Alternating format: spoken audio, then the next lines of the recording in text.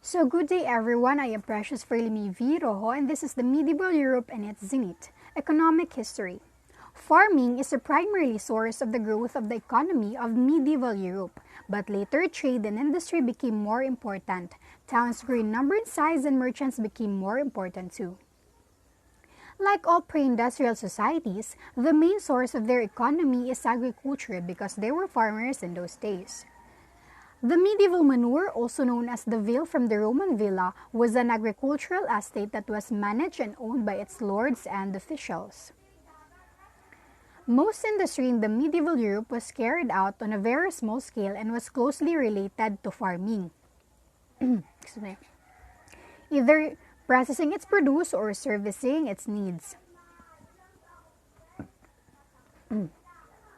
So we have here the large-scale industrial units examples, the salt mines of Central Europe, stone quarries in various places, and the shipbuilding, especially in the larger ports. Arsenal at Venice or Venetian Arsenal is an example of shipbuilding. It was a huge complex of shipbuilding and armaments manufacture, employing thousands of workers. Trade. The early medieval period in Europe was a shadow of what has come before under the Roman Empire. Trade is another source of growth of this economy. After the fall of the Roman Empire in the West long distance, trade routes shrank because making overland transport became difficult and expensive, but they used Mediterranean Sea and North Baltic Sea as their main thoroughfares in their trading of products. Trade in the Mediterranean died down gradually in 4th century, but in 7th and 8th century there was an abrupt downturn.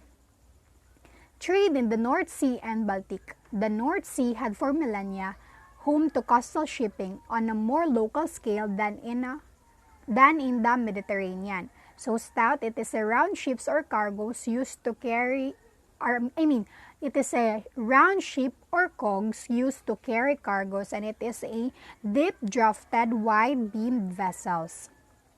So, from 11th century, there was the recovery of the European nation. It is also the beginning of their population.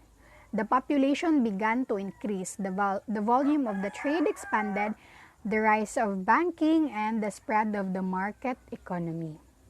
So, the next topic is the European nation take shape.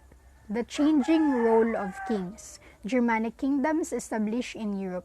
Charlemagne built a large empire, the Holy Roman Empire. He also united the majority of Western and Central Empire. So English kings established their authority. Invaders arrived and settled in England.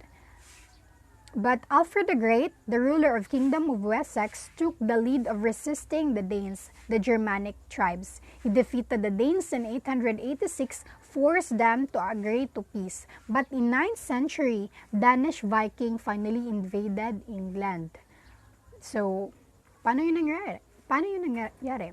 Alfred rules England only in 871 to 889. So he was a cultural leader and a warrior also. He established a school, translated Latin works into Anglo-Saxon. The Anglo-Saxon Chronicle, it is the records of events in England. William establishes strong central control, 1066 to 1087.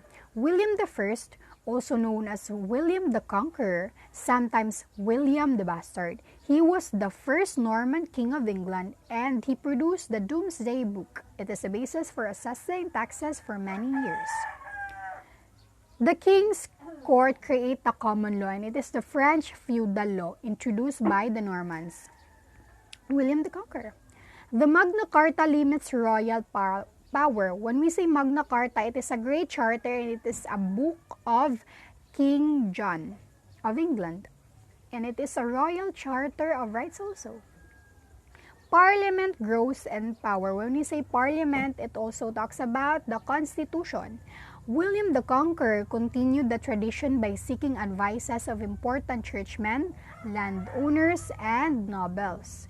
And he called it the Great Council. The foundations are laid for limited monarchy. So, pumasok nga dito yung parliament or the constitutions. Limited monarchy, a government in which limits one set of the monarch's power.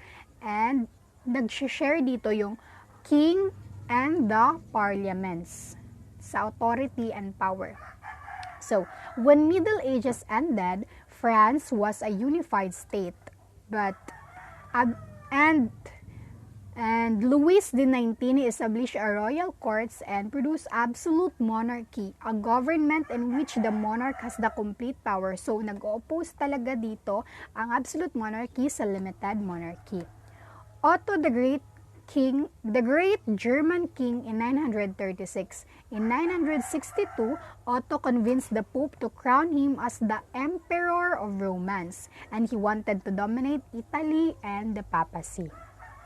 So, that's all. Thank you.